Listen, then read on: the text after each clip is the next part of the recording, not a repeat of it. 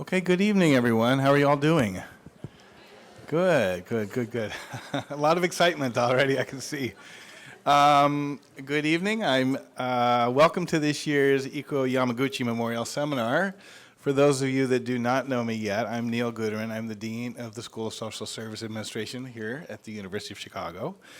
I'm delighted to open up this evening's lecture supported by the Ikuo Yamaguchi Memorial Seminar Fund.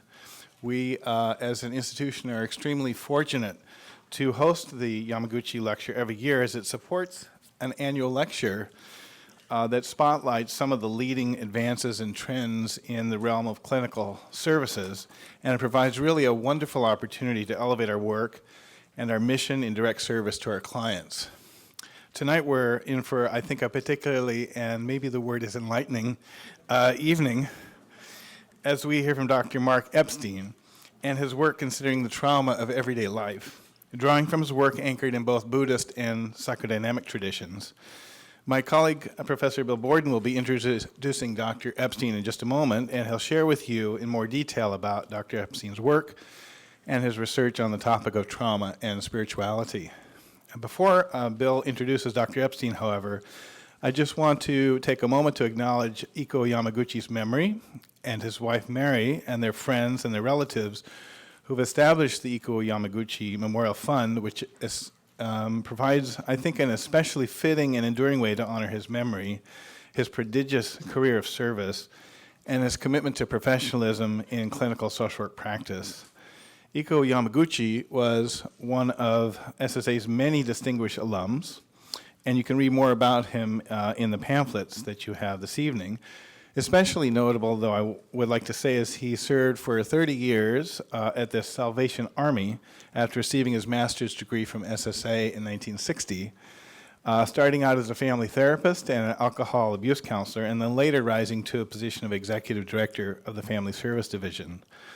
Following his death in 1993, Ikuo's wife, Mari, his friends, and professional colleagues established the Ikuo Yamaguchi Memorial Seminar Fund, and we're especially honored to have Mari here with us this evening. Would you please stand and so we can acknowledge and thank you for making tonight's annual lecture possible. So thank you very much.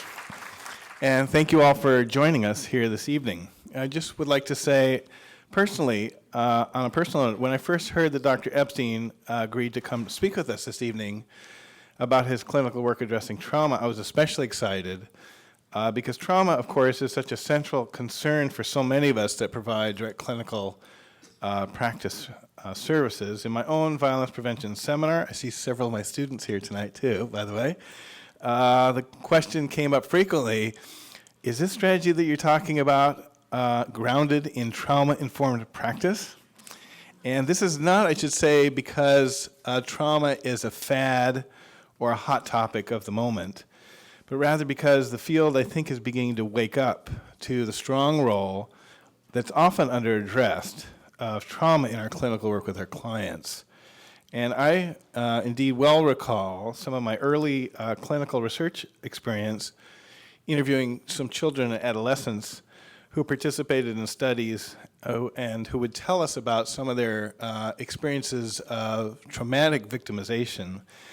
And then they would follow that story of the experience with something like, you're the first person I've ever told this to. Or another one is, you're the first person who ever asked me.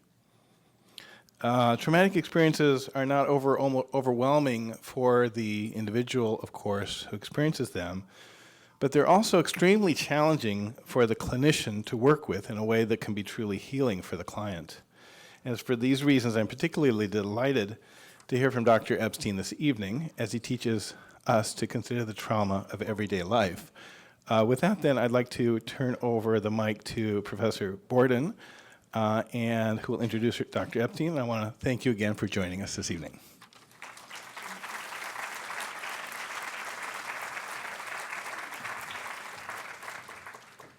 Thank you, Neil. It's a deep pleasure to have Mark Epstein with us this evening for our Yamaguchi Memorial Seminar. Before I introduce Dr. Epstein, I want to join Neil in thanking the Yamaguchi family for their steadfast support of clinical training in our professional development programs. I think these occasions are especially important now in light of the ongoing challenges we face in our agencies as we work to preserve opportunities for learning and think together about essential concerns in our work. I also want to thank our dean for his vigorous support of intellectual life at the school, and I want to thank Maureen Stimming for her leadership in shaping our continuing education programs. Dr. Epstein is a graduate of Harvard College and Harvard Medical School. He works as a psychiatrist in New York and also serves as an assistant clinical professor in the postdoctoral training program in psychotherapy and psychoanalysis at New York University, a program with a distinguished history over the years. Dr. Epstein became a Buddhist in his early 20s, studied with Ajahn Chah in his forest monastery near Bangkok. And over the years, he's worked closely with a circle of thinkers who continue to shape our conceptions of Buddhist thought and practice, including Joseph Goldstein and Jack Kornfield, among others. Though this is his first visit to the school, Mark has been a presence here over many years through his writings on Buddhism and psychotherapy. As I was reflecting on the work over the years, I found myself thinking about the ways in which we hand one another along in many ways as we carry out our work. And as Mark shows in his writings, one of his teachers, Robert Coles, the psychiatrist and social documentarian, social critic, introduced me to Thoughts Without a Thinker 20 years ago when it appeared in 1995. I had come to think of Donald Winnicott as an essential other in the course of my training, and Coles thought that I would appreciate the ways in which Mark called upon Winnicott as he was working to bridge Buddhist thought, relational psychoanalysis, and clinical practice. I thought of the work as a treasure. Not only did I find Winnicott, but I found many others. Points of connection, points of departure, William James, what William James would think of as hot spots of consciousness. So it was very exciting. And like many of you, I've continued to follow the course of his writings with deep appreciation for a clarity of mind, a suppleness, a moral energy, and pragmatic sensibilities that really help us think about how we can put these ideas to use in our clinical practice and everyday lives. As Neil said, Mark is going to think with us about Buddhist perspectives and psychoanalytic perspectives on suffering and trauma this evening. He will respond to questions after the talk. So why don't we proceed? Please join me in welcoming Dr. Epstein. Thank you.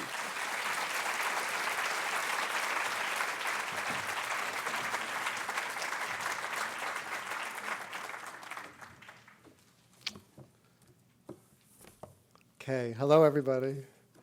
Let me get myself arranged here. So I'm very honored to be here. I'm very impressed with this institution. The people I've had a chance to meet with, talk to, and so on, really high standards, intellectual standards, and also real heartfelt devotion to their work. So I really can't imagine a better institution. And I also feel humbled to be talking about trauma because I think in this audience there are clinicians and writers and so on much more experienced with the subject than I am. So I'm grateful to you for wanting to hear what I have to say. And, you know, if it's useful, good, and if not, let it go. For those of you who may not be familiar with my work, as you heard, I am a psychiatrist. I have a therapy practice, mostly a private practice in New York City. I had the unusual circumstance in my own life, while I wasn't born a Buddhist, I wasn't born a psychiatrist either. But I had the opportunity to encounter Buddhism and really to discover it and to explore Buddhism before I knew very much about anything else. I was still in college. I was taking classes in psychology and in religion. And for some reason, the Buddhist psychology spoke to me in a way that nothing else had up until that point. And I was lucky enough to meet various American Buddhist teachers who took me deeper into it before deciding to go back to medical school and train as a psychiatrist. So I did all my clinical training already looking at it through the lens of Buddhism. And then really in an effort to figure out what I understood or didn't understand, I started writing around the time that I was doing my psychiatric residency, just to compare and contrast the various concepts of ego, self, selflessness, emptiness, that were common to both disciplines, the psychoanalytic discipline and the Buddhist tradition, but where the words were they being used the same or were they being used differently, I really didn't know, so I wanted to try to figure it out, and that's what propelled me to begin my writing.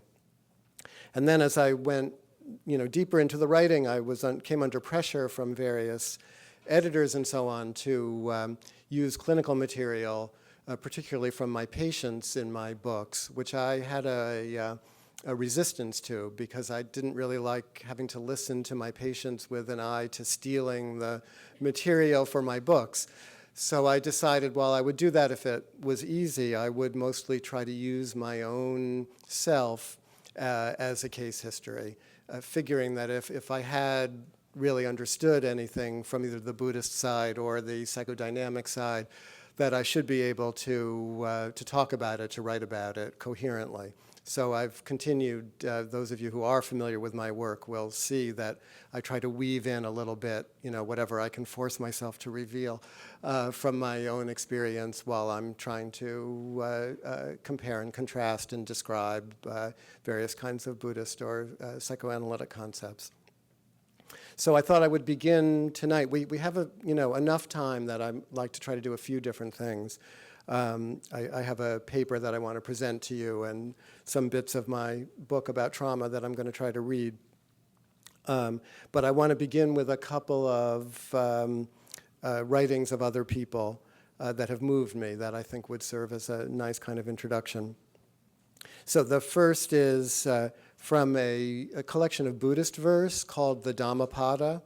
The Dhammapada was really the first collection of Buddhist writings that touched me.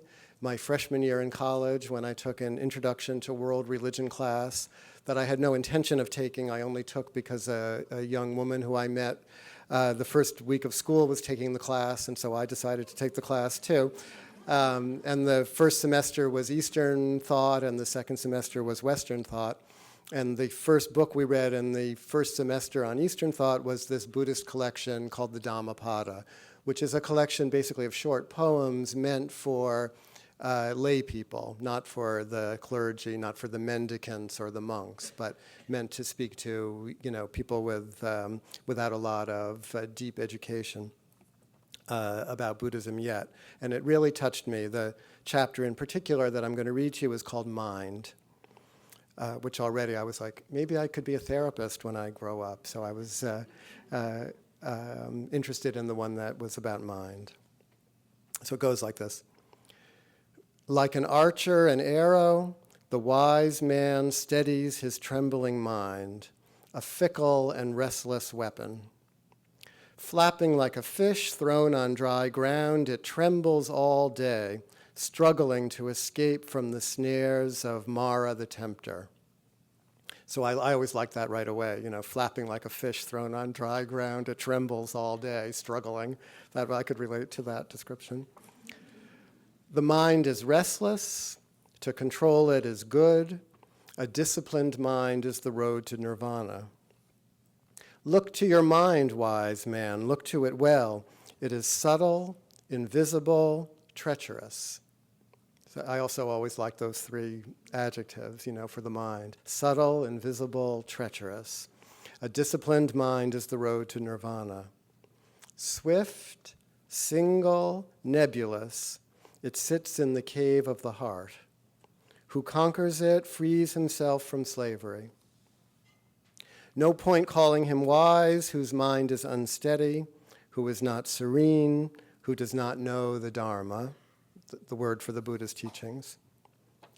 Call him wise, whose mind is calm, whose senses are controlled, who is unaffected by good and evil, who is wakeful. He knows the body for what it is, a frail jar. He makes his mind firm like a fortress. He attacks Mara. Mara is the name for, he's actually a god, but sometimes he's thought of as the devil. But Mara is the one who tempts the Buddha by promising him all kinds of worldly success if he'll stay attached to his identity. So he attacks Mara with the weapon of wisdom. He guards what he conquers jealously.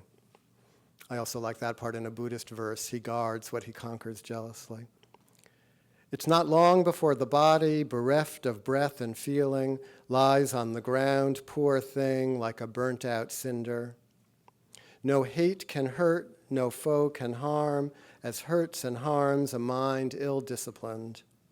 Neither father, mother, nor relative or therapist can help as helps a mind that is well-disciplined.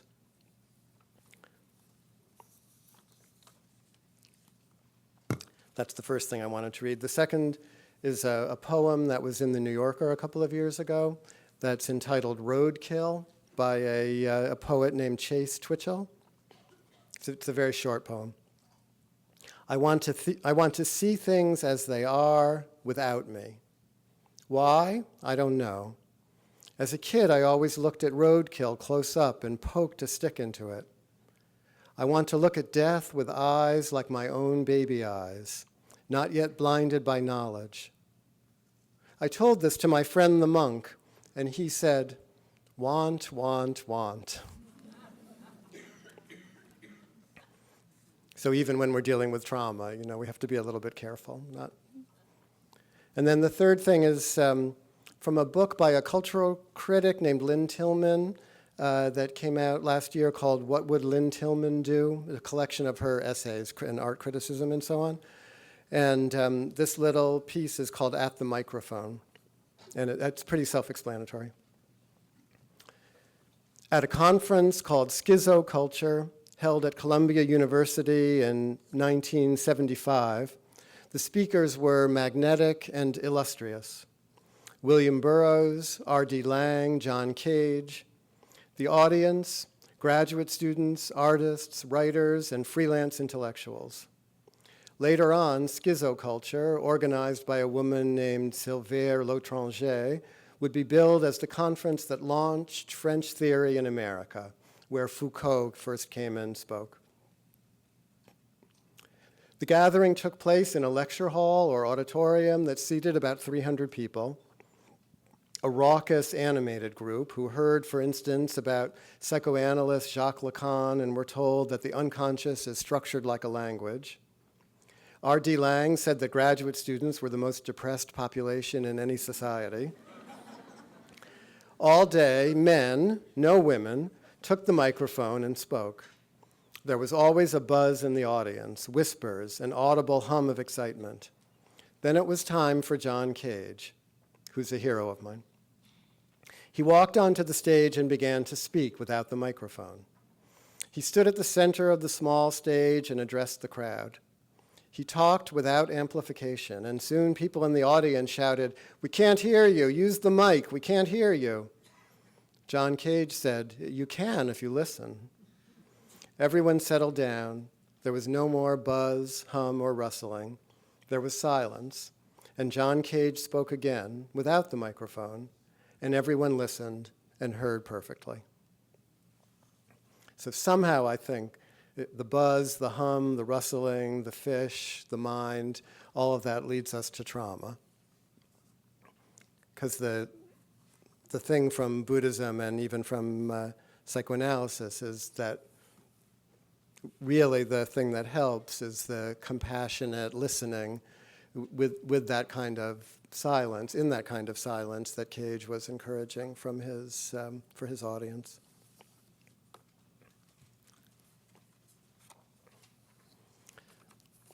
So trauma has long been thought of as something that happens only in extreme circumstances and mostly to other people. We're sensitive to it, but we tend to keep it at arm's distance if we can. Therapists diagnose it when certain critical conditions occur. A person, according to the DSM, must witness one or more events that involve actual or threatened death or serious injury, or a threat to the physical integrity of self or others. In addition, their response must involve intense fear, helplessness, or horror. Those close to the World Trade Center attacks of 9/11 or to the London subway or Boston Marathon bombings obviously qualify. Battlefield veterans and the journalists who cover them also do. Those who are caught up in sudden catastrophic natural events like earthquakes, hurricanes, and tornadoes experience trauma, as do people in motor vehicle accidents. A friend of mine was on an airplane that ran off the Boston runway into the harbor upon landing some 30 years ago, I think it was now. She was on a short flight from New York, and it was foggy and cold. 2 people were killed when the plane skidded off the icy runway, fell off the seawall, and broke into 2. For several days thereafter, my friend was convinced in an eerily detached way that her body was going to explode. I was doing my medical internship at the time, and I called a supervisor and brought her to the emergency room of the Massachusetts General Hospital. Psychiatrists diagnosed her with post-traumatic stress, which was not such a popular concept then. She had been caught in an event that had threatened her physical well-being, and while she was outwardly calm, her underlying emotional state was one of intense fear and helplessness. With one part of her mind, she knew she was reacting to the accident and was in fact no longer at risk, but with another part of her mind, she was ready to erupt. The trauma, having created a split, reverberated within. There's another kind of trauma that also reverberates. Children, especially young children, have all kinds of intense emotions, like fear, helplessness, and horror, before they have the language to describe or process them. Emotions develop before thought. Young children lack the capacity to understand what they are feeling. They are operating on an instinctual level, not on an adult one. But they have a need for their feelings to be understood, even if they are incapable of understanding them themselves. Young children are completely dependent on their parents or caregivers for this. Like my friend on the airplane, they are constantly in danger of slipping out of control. Many parents intuitively sense their children's vulnerabilities and help them in all kinds of ways. They notice the feelings, put them into perspective, let their children know they are there, and put language on the experience for them. In myriad ways, they work to make their children's experience more tolerable. But when there is too much failure in this system, the emotions of childhood can be overwhelming and unbearable. Just imagine the feelings of a year-old baby left alone past the point of self-soothing. There's trauma inherent in such a scenario, and it often lives on. The primitive agonies of childhood, primitive agony is a word coined by Winnicott, who we already heard about this evening. The primitive agonies of childhood survive into adulthood and can make us behave as irrationally as my friend after the plane crash. In a wonderful book called Trauma and Human Existence, the psychoanalyst Robert Stolorow writes of a woman named Anna who grew up in Budapest during World War II. She described a nameless terror, her words, that was revived in the analysis when she remembered the horrors of the war years, and especially her father's incarceration and death. Her mother consistently denied the frightening realities of the war and of the father's death, never openly grieving. Anna perceived that her own terror and grief were unwelcome to her mother, and that she must not feel or name her emotional pain. So her most unbearable emotional states remained outside the horizons of symbolized experience, nameless, until they found a hospitable home with her analyst within which they could be named. This scenario is not limited to early childhood or to survivors of the Holocaust. As Stolorow wrote of his own personal trauma of the death of his wife, so long as my traumatized states found no welcoming relational home within which they could be given voice, they remained largely vegetative in nature. So this idea of a relational home, that's Stolorow's phrase, which I've appropriated. And I think it's one of the things that we do as therapists, can do as therapists, both for ourselves and for the people that we see. And it's also something that I think the Buddha in his psychology, particularly in the meditations that he taught, that I think he was after something similar, as you'll hear.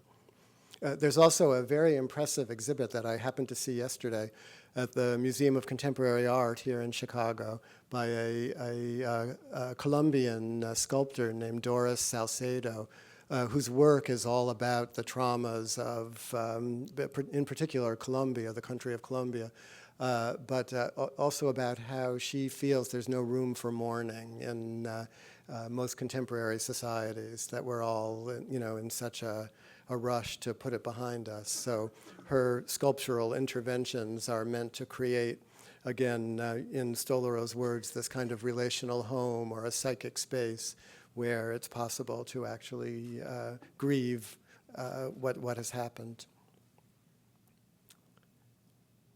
While most parents work hard to protect their children from the inherent instability of life, it's impossible to completely avoid it. Even if we make it through childhood and adolescence in one piece, even if we are not subject to natural or man-made catastrophes, even if we live a healthy life, we are inevitably going to have confrontations with death, serious injury, and threats to our own or our loved ones' physical integrity. I like to say that if we're not already suffering from post-traumatic stress disorder, we suffer from a pre-traumatic one. The threat of trauma runs through life like an underground river. None of us are invulnerable, and no one is impervious to change. And our emotions operate on nerve fibers that are faster than thought. Trauma impacts us even if we do not want it to. We cannot think our way around it. Like my friend after her airplane debacle, try though we may with the rational part of our brain, we cannot avoid trauma's impact. The Buddha was one of the world's first great psychologists. Long before there was a special word for trauma, he articulated the concept. He encapsulated his insights in his famous Four Noble Truths and gave the first truth, his diagnosis of the human condition, in a single word. The word he used was dukkha. Dukkha is usually translated as suffering, but a more accurate representation of its meaning might be something on the order of pervasive unsatisfactoriness. Life is tinged with a sense of pervasive unsatisfactoriness because of how fleeting and unpredictable it is. We want to have control, but despite all of our efforts, we ultimately do not. The word dukkha actually means, if you take it apart, it actually means hard to face. Dukkha, du is hard or difficult, and ka is face. So there's a word sukha, which is easy to face, pleasant to face, which is about joy and pleasant sensory experience. But dukkha is what's hard to face. There are aspects to life that are hard to face, taught the Buddha. We do our best not to look at them. In describing this process, the Buddha was describing our most common coping mechanisms. In an effort to protect the ego from disintegrating under the pressure of unbearable emotions, especially in the absence of something like Stolorow's relational home, feelings are shunted to the side. We close down to avoid them, make ourselves rigid, anxious, or tense, and soldier on, devoting ourselves to work and family if we are lucky, or drowning ourselves in addiction if we are not. Psychologists call this defense against dukkha dissociation. The offending and threatening feelings are literally buried, but they are still there in the psyche, and they grab at us when we are not looking. Their symptoms may not be as explicit as the fears of exploding were to my friend, but they reverberate nonetheless. The effort to protect ourselves against trauma has the unintended effect of closing us off to ourselves and to others. The Buddha was conscious of this. Perhaps it was because he suffered an early loss himself. His mother died when he was a week old. And perhaps it was because he repeated this trauma, abandoning his wife and son several days after his birth. But his journey to enlightenment involved confronting all of the feelings that were initially hard for him to face. The way out is through, he eventually discovered. I actually, when I began writing this Trauma of Everyday Life book, which took me about 7 years altogether to get together, my first idea for the book was to write, like the way Erik Erikson wrote about Gandhi or Luther, was to write a kind of psychobiography of the Buddha. Because as you'll hear later, this fact that his mother died when he was a week old struck me suddenly. Although I sort of knew it, I had never really thought about it. And as much as I read in the Buddhist literature, no one had ever made anything out of it. So I thought, I could probably make something out of it, or at least try. And it was that thought that led me actually into a deeper exploration of trauma. But there is a thread in the book that is still trying to use this psychobiography idea, using the Buddha's life as a template for what all of us may or may not have to do. So trauma, when acknowledged, can become a window into an open heart and mind. Many of us feel immediate sympathy when traumatic events impact other people. Our hearts go out to them. But there is a rush to normal in most of us. We expect people to get over it sooner rather than later. When the Swiss psychiatrist Elisabeth Kubler-Ross proposed a 5-stage model for grief, denial, anger, bargaining, depression, and acceptance, people took it to mean that we should proceed through the 5 stages sequentially and return to baseline as soon as possible. When grief lingers, we turn away. But mourning is part of life. Anyone who is alive to his or her feelings will experience it. And it has a life of its own. Only by making room for it as it actually is, not as how we imagine it should be, can we learn from it. Learn from it? What can we learn from trauma? When I was in my early 20s, I traveled to a forest monastery in rural Thailand where a friend of mine had studied as a monk. My friend took me to meet his teacher, a meditation master named Ajahn Chah. I had one chance to ask him a question, and the question was something like this. Why dukkha? Why is that the important thing? Isn't it a little depressing, all this emphasis on suffering? Doesn't the emphasis on unsatisfactoriness give Buddhism a bad name? What can we possibly learn from it? Ajahn Chah answered in the following way. He reached for and picked up the drinking glass that was by his side. Do you see this glass, he said, picking it up and showing it to us. For me, this glass is already broken. I enjoy it, I drink out of it, it holds the water admirably, it reflects the light in beautiful ways. If I tap it, it has a lovely ring. But when I put this glass on a shelf and the wind knocks it over, or my elbow brushes it off the table and it falls and breaks, I say, of course. Yet when I understand that this glass is already broken, every minute with it is precious. It was the last sentence that moved me the most. When I understand that this glass is already broken, every minute with it is precious. Facing the brokenness of life allows us to appreciate its preciousness. Trauma is happening all around us. It is a fact of everyday life. It is always touching someone, and it will eventually touch us all, if it hasn't already. If we can face this matter-of-factly, as parents must face the battered feelings of their children, we can wake up our own capacities for empathy and compassion. Empathy, writes the writer Leslie Jameson in a recent book called The Empathy Exams, means realizing no trauma has discrete edges. Trauma bleeds, she says, out of wounds and across boundaries. Empathy, she continues, demands another kind of porousness in response. The porousness she refers to is the same as the one of the broken glass. Trauma, if it doesn't destroy us, can be a great teacher. It makes us more human, caring, and wise, and it is available to everyone, part and parcel of everyday life. For me, the writings of the British child analyst Donald Winnicott have proven to be the most inspirational on the topic, a way of bringing together a psychoanalytic and Buddhist vision. Winnicott describes the primitive agonies of childhood in which the emotional environment between parent and child is not what it could be. The emotions of childhood, anxiety, fear, rage, loneliness, and insecurities of all kinds, are potentially overwhelming. An infant is completely dependent on its caretakers to help deal with the emotional weather, and this situation continues as one grows. A parent's holding of their child's emotional experience is a critical factor in their child's development.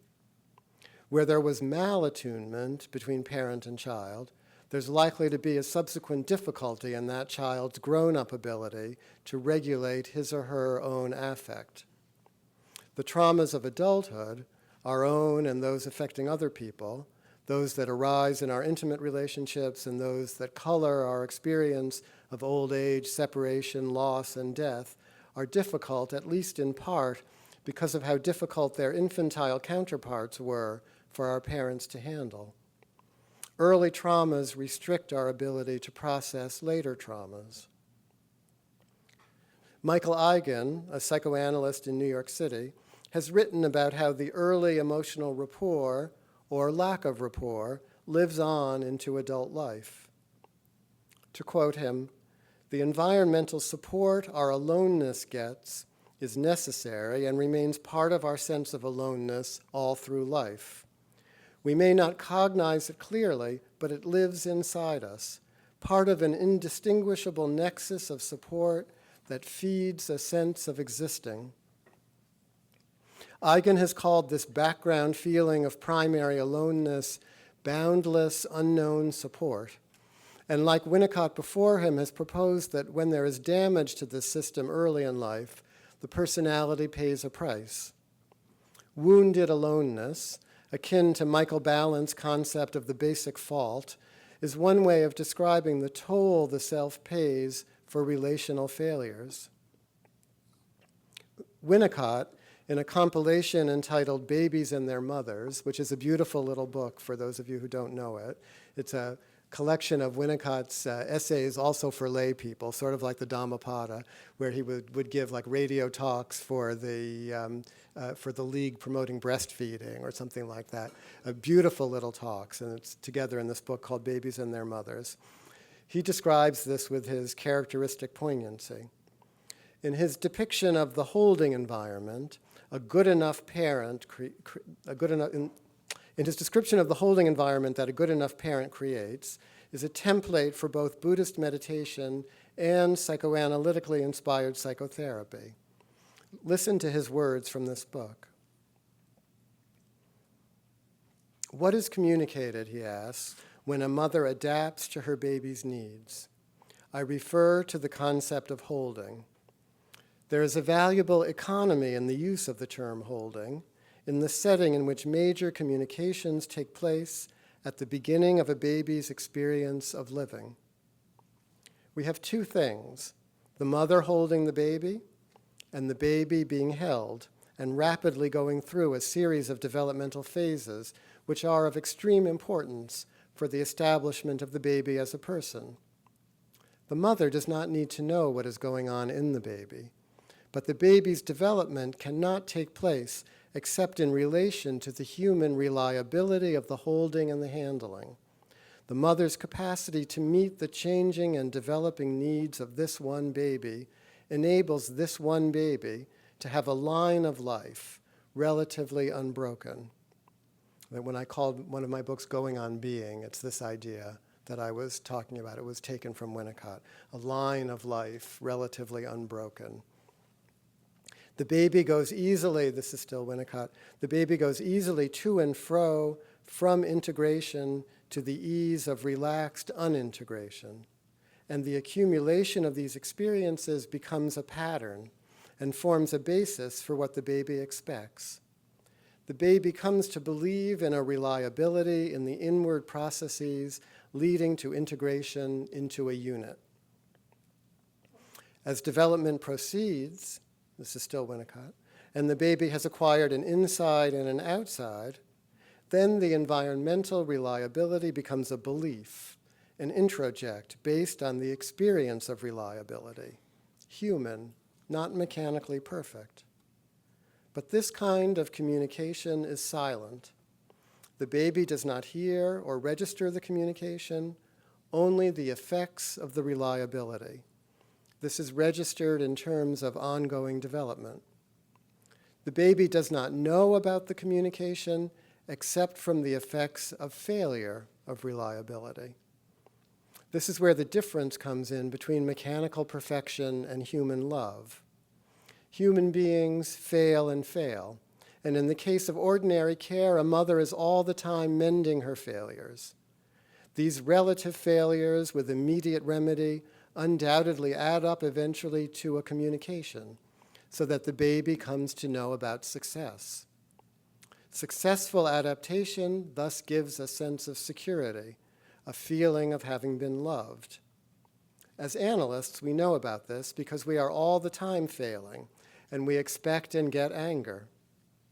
If we survive, we get used. And Winnicott loved that phrase about being used. That was like, the highest form of existence is if there's a reason for your being, that someone else can use you, according to Winnicott. So if we survive, we get used.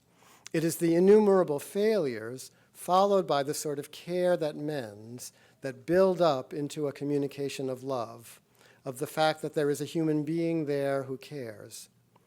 Where failure is not mended within the requisite time, seconds, minutes, hours, then we use the term deprivation. A deprived child is one who, after knowing about failures mended, comes to experience failure unmended. It is then the life work of the child to provoke conditions in which failures mended once more give the pattern to life.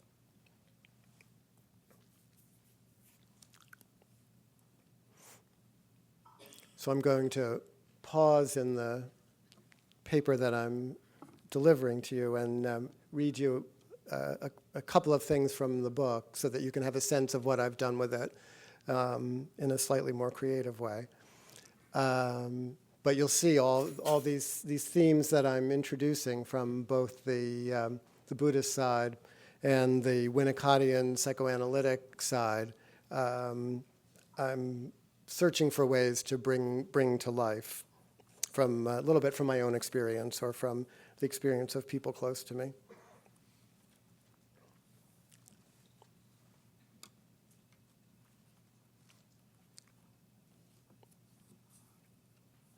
So this is from sort of the beginning of the trauma book, from a chapter entitled Primitive Agony.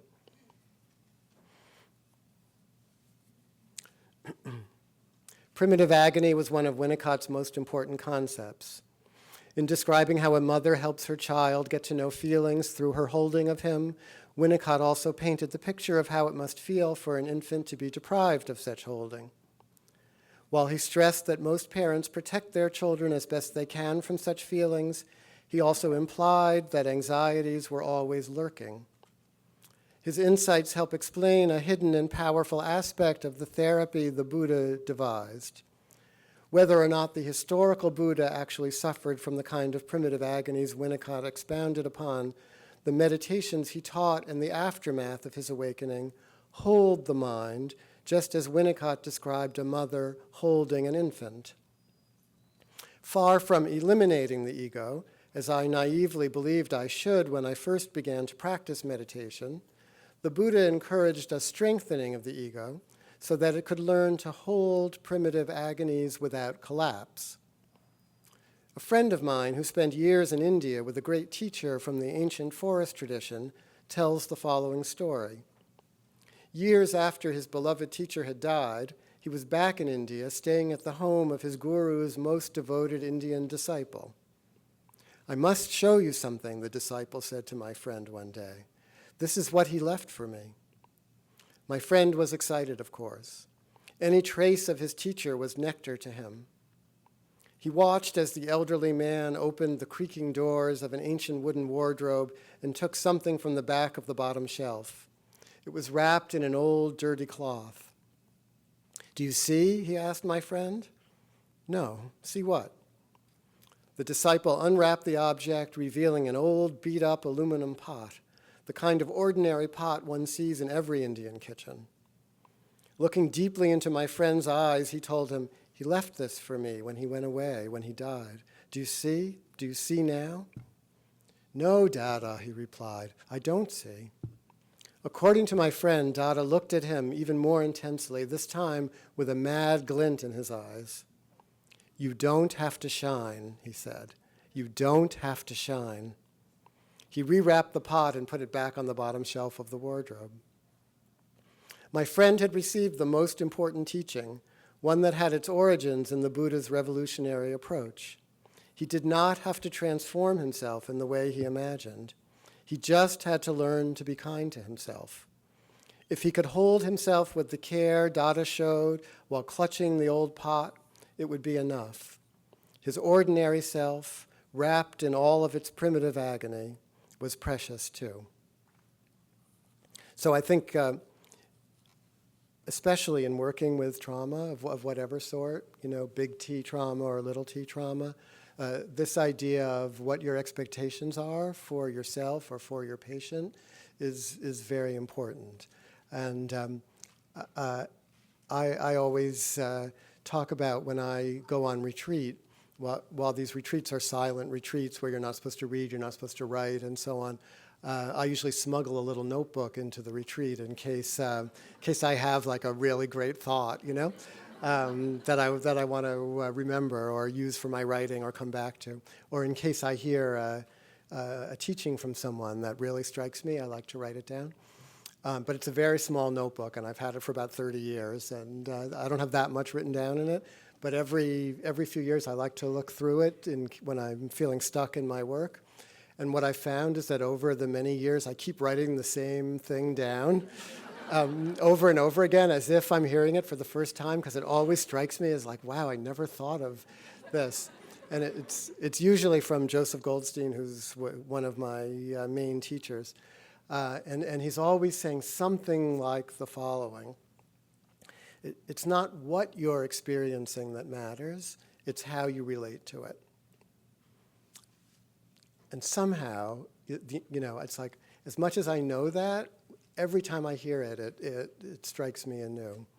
And I think particularly for the various populations that we're all working with, those of us who are therapists or in training, that's very important, very helpful to remember. It's not what you're experiencing that matters, it's how you relate to it.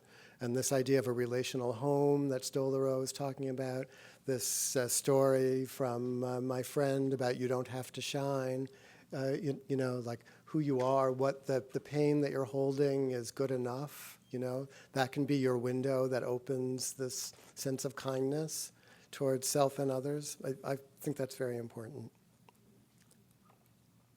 I'll read you a couple more things.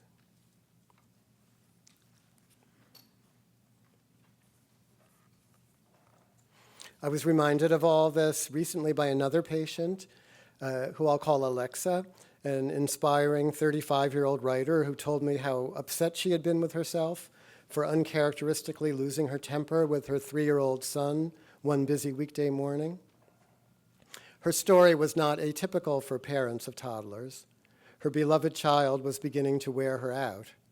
She was trying to get him dressed and fed and out of the house, and he was frustrating her at every turn, not wanting to put on his shoes, taking off pieces of clothing when she turned her back, asking her to play a favorite game with him, and altogether refusing to cooperate with her pleas. Having made it through his terrible twos, she was not yet prepared for how trying his threes could be.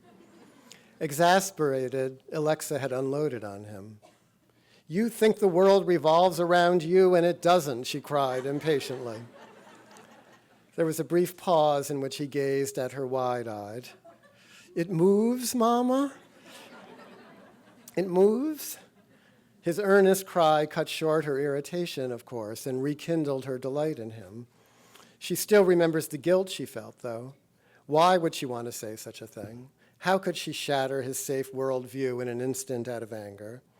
His words functioned a little bit like a Zen master's response, his innocent question stopping her in his tracks.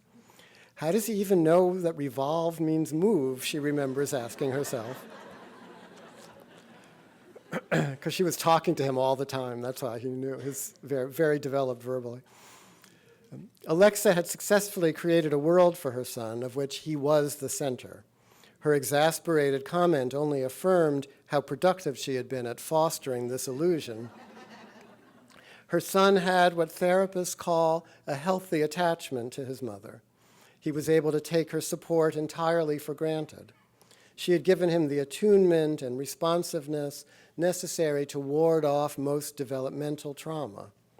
She had wanted him to feel like he was the center of the world, and she had succeeded, and she was right to have done so. As today's therapists conceive of it, her first major task as a mother was mostly done. The second task, of gradually easing her child into disillusionment, of failing him just enough so that he could begin to know her as a separate person and relate to her empathically, could only be undertaken if and when the first mission was accomplished successfully. Winnicott described this double mission of the mother with his usual poetic intensity. The mother, he said at the beginning, by an almost 100% adaptation, affords the infant the opportunity for the illusion that her breast is part of the infant. It is, as it were, under the baby's magical control. The same can be said in terms of infant care in general, in the quiet times between excitements. Omnipotence is nearly a fact of experience. The mother's eventual task is gradually to disillusion the infant, but she has no hope of success unless at first she has been able to give sufficient opportunity for illusion. It was my guess that the unexpected friction between Alexa and her son heralded the beginning of a disillusioning process that would likely proceed as smoothly as the first several years had gone. Her son's unexpected reply, however, tapped into another kind of truth.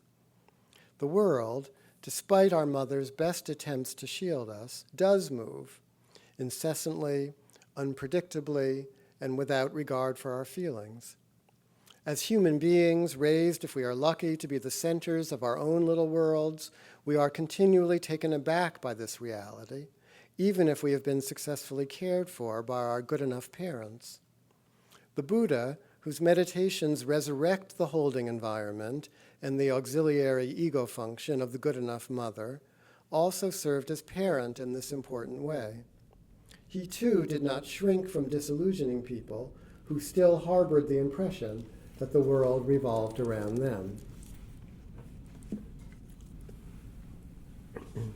My friend Robert Thurman, who you'll also hear about in a little while, who's a professor of Tibetan Buddhism at Columbia, he was one of the first ordained American Tibetan monks. He had a Mongolian teacher in New Jersey in about 1960, and he and another fellow named Jeffrey Hopkins took robes with him for a while.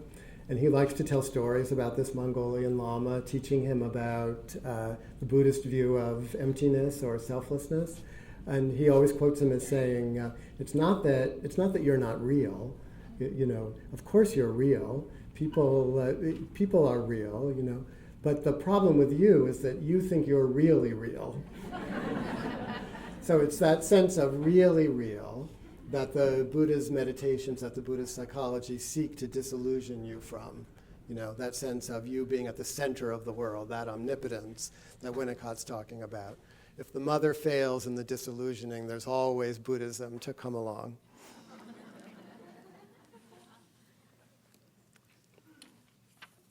And then this is from later in the book.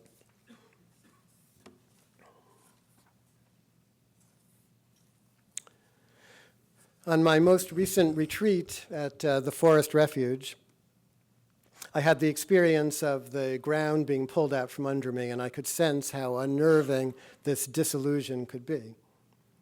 It happened at breakfast toward the end of my week there. I had been craving toast for several days.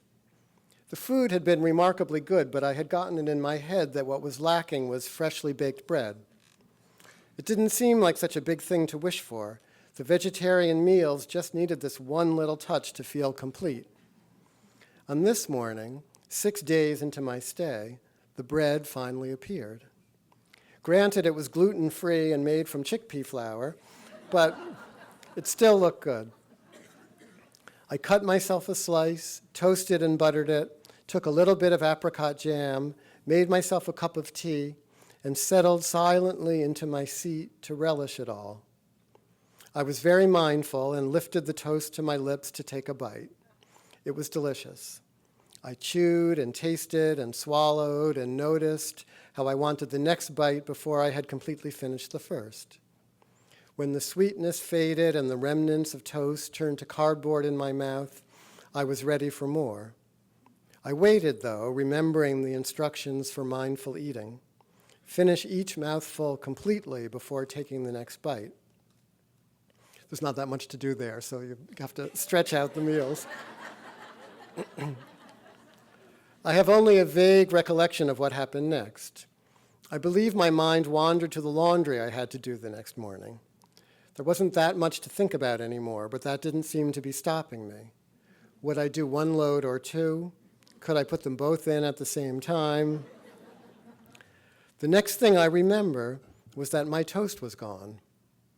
Who ate my toast? My mind cried as I stared at my empty plate. And for a brief second, before the humor of the situation could take hold, the whole thing became a metaphor for my entire life. Ready to relish it, and it was already gone.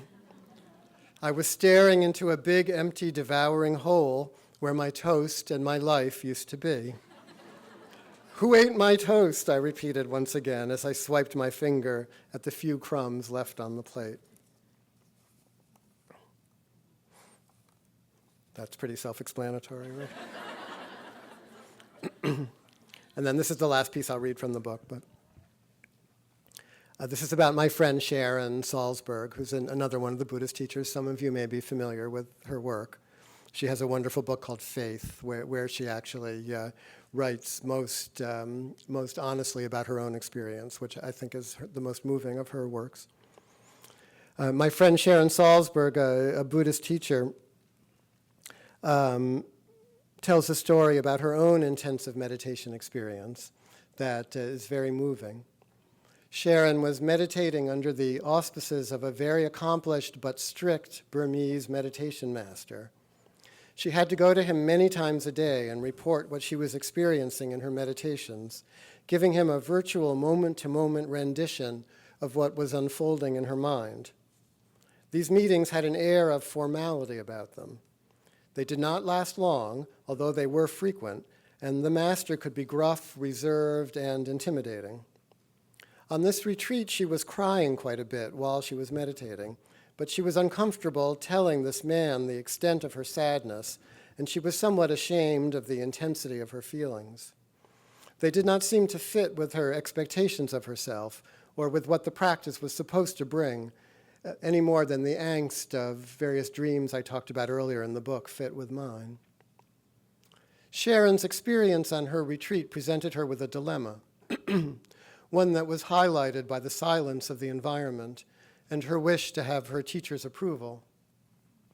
The self she was attached to, the person she thought she should be, and the image she had of herself did not encompass losing control of her emotions in this way. She resisted her feelings and downplayed them in the interviews. When asked repeatedly what was happening in her meditations, she finally indicated that there was a little crying going on. "Are you crying a lot?" the Burmese master questioned her. "Not so much," she said, putting a brave face on. When you cry in meditation, he responded, suddenly addressing her very personally, you should cry with your whole heart.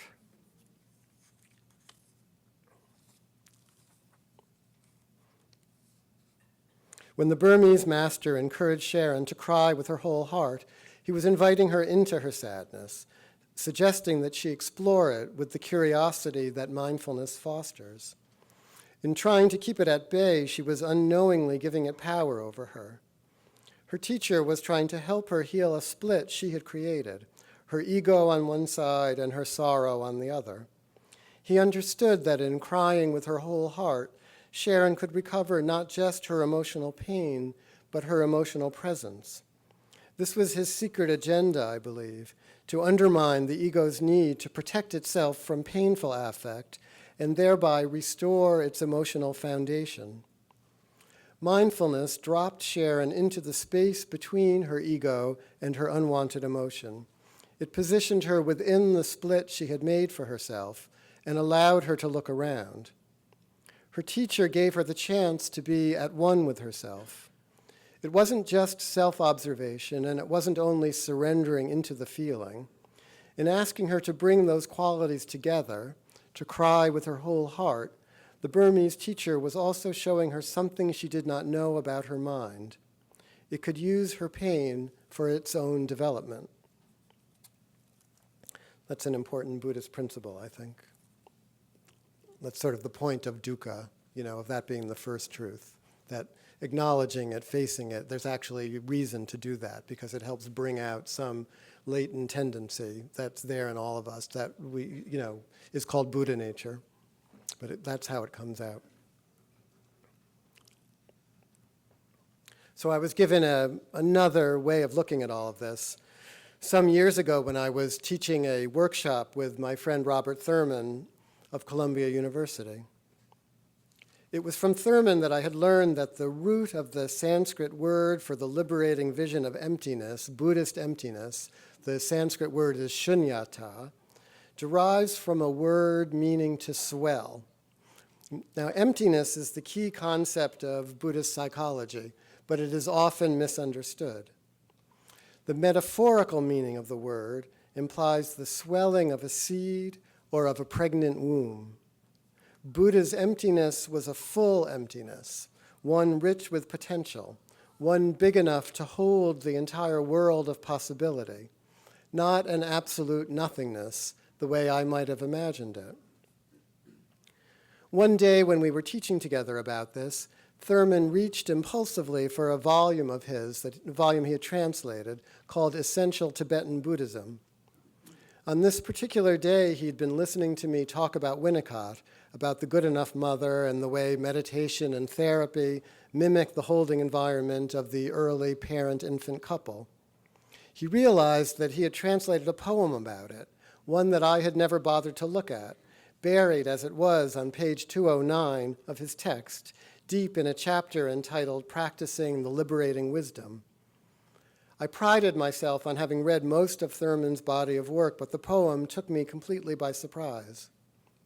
But there it was, the discovery of Mother Voidness, a song of enlightenment by the great Mongolian Lama Jangkya Rolwe Dorje, who lived between 1717 and 1786, written at the sacred mountain Wu Tai Shan in Shensei province of China in the aftermath of his awakening.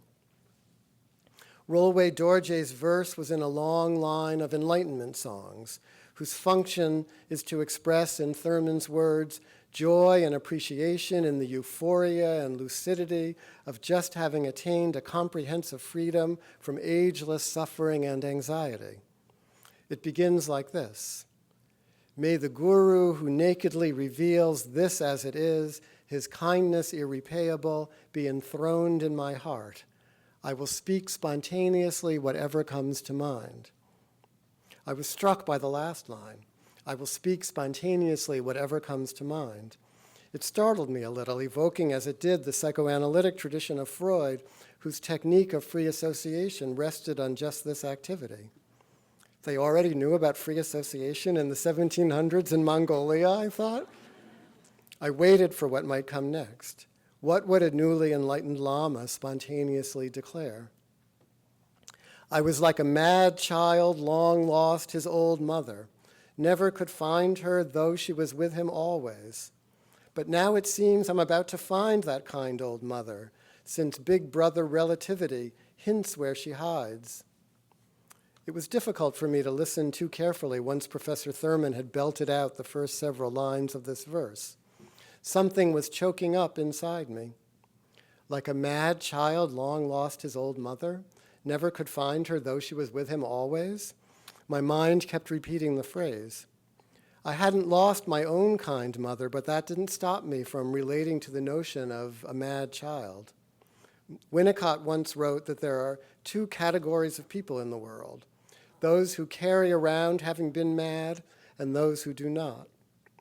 By mad, he meant crazy, not angry, but there was a strong link between the two in his thinking. Having been mad, he proposed, meant that there was once a breakdown at the dawn of an individual's life, a breakdown in the dynamic parent-infant environment that supports and facilitates development. Here was a Buddhist monk alluding to the same phenomenon. Thurman was evoking all of this for me while reading the Mongolian verse. I think yes, yes, and then no, no, then could it be really? These various subjects and objects are my mother's smiling face. These births, deaths, and changes are my mother's lying words. My undeceiving mother has deceived me. My only hope of refuge is big brother relativity. The poem, as Thurman explained, is about trauma. It takes the smiling face of the mother as the prototype of the awakened mind. A mother feels her infant to be the best of her and regards him thus. The mother is the most highly evolved of our mammalian species. Through learning to nurture and develop life within her own body, she has achieved a capacity for empathy and compassion that the rest of us are still searching for. This verse describes the perplexity of the monk as his understanding dawns. He has been searching for something outside of himself, imagining enlightenment as some kind of external achievement, as a place to be journeyed to, or as a state to be achieved, something apart from the trauma of everyday life. As he awakens, he starts to get glimmers of enlightenment in the everyday. He wonders if it could really be so, and begins to see that his habits of mind have kept him removed. The long-lost mother is shunyata, voidness, emptiness, or freedom, the swelling pregnant womb, the understanding that nothing exists independently, in its own right, apart from the world in which it is embedded. The Lama had felt himself to be absolutely alone, searching for release, a victim in our language of developmental or relational trauma, but his awakening came when he dropped that point of view. A shift took place, and Shunyata, mother to all, revealed herself, hiding in plain sight, part and parcel of the various subjects and objects mistakenly perceived as threatening and existing independently. She was there in all things, none of them isolated entities as they were often imagined to be, but all of them relative, relational in nature, part of an interdependent whole that included the meditating Lama and his subjective awareness. His awakened mind finally understood oneness to be simultaneous with everything being different. The mother he was searching for was not outside of him, he finally reasoned. She was him. His face, her face, and the world's face were the same surface. The undeceiving mother, present everywhere, had deceived him. I loved this image. It made something in me relax. Michael Eigen, who I quoted earlier about boundless, unknown support, has his own contemporary version of the Lama's poem. Winnicott writes of essential aloneness, Eigen writes. Now that's a strong term, essential aloneness. He feels that we are essentially alone. He says the baby is supported in an alone state by a not quite cognized presence. That is, we are supported. When we are supported well, we are supported in an alone state without quite realizing we are getting support. That's why if therapy goes well, Patients may feel they've done it all by themselves and the therapist did very little. The patient didn't know it was the therapist who helped. Well, that's a very good kind of help. Eigen, like the Mongolian Lama before him, affirmed that our essential aloneness is supported by an unknown, boundless presence, by the smiling face of the mother. For many people, aloneness can be wounded and seem oppressive, as it would to a mad child long lost his old mother, to a victim of trauma. But there is another experience waiting in the wings, one that can be divined with proper support and guidance, one that is part of our birthright. Never could find her, though she was with him always, sang the newly enlightened Lama. Eigen has said something similar. To be permeable and distinct, connected and separate, in union yet alone, is part of our plasticity and persistence, part of the mystery, difficulty, and creative challenge of our nature. Can we make room for ourselves? All of this speaks to the issue of trauma. As Stolorow points out, estrangement and alienation are inevitable consequences of trauma. One's emotional horizons are narrowed and deadened, a defensive self-ideal, purified of offending affect states deemed offensive to self or others, is established, and one feels irrevocably separate from the rest of humanity. The need, he affirms, is for attunement and responsiveness, for a relational home in which emotional experience, no matter how crushing, can be held. Phil Clay, the author of an award-winning short story collection called Redeployment, puts it this way. He's an Iraqi veteran who returned home and wrote stories about his experience. Telling of an encounter with a female friend, herself a victim of childhood sexual abuse, he hears her say, after resonating with his description of the shocking numbness he felt looking at the victims of a suicide bombing in Iraq, "I'm sorry, I don't mean to compare my experience to yours. I could never imagine what you've been through." Why separate veterans from the rest of mankind, he asks. If we fetishize trauma as incommunicable, then survivors are trapped, unable to feel truly known by their non-military friends and family. He quotes the actor Adam Driver, most recently of the show Girls, speaking of the alienation he felt after leaving the Marine Corps and the healing he found in his theatrical work. Not being able to express the anger, confusion, and loneliness I felt was challenging, said Driver, until working in the theater exposed him to playwrights and characters and plays that had nothing to do with the military, that were articulating experiences I had in the military that before, to me, were indescribable. Clay continues, "You don't honor someone by telling them I can never imagine what you've been through. Instead, listen to their story and try to imagine being in it, no matter how hard or uncomfortable that feels. If the past 10 years have taught us anything, it's that in the age of the all-volunteer military, it's far too easy for Americans to send soldiers on deployment after deployment without making a serious effort to imagine what that means. We can do better." This idea of a relational home for trauma is also supported by recent research, even in animal models. At Emory University, the neurobiologist who developed the rat model for the trauma of maternal separation has recently changed his views. In his original research, he separated mother rats and their pups, first for 15 minutes and then for 180 minutes. 15 minutes were tolerated well. That's about the amount of time in nature that the mother will leave. 180 minutes were the equivalent of never coming back, of becoming roadkill. After 15 minutes, the mothers would sniff and lick, gather and feed and whisper gentle warbles to their babies. After 180 minutes, the mothers would dash around emitting panicky squeaks.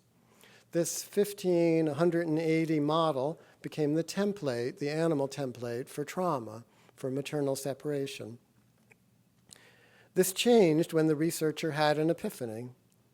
Maybe the mother views her environment as unsafe, since she's put back in the same cage that she was originally separated from the children in.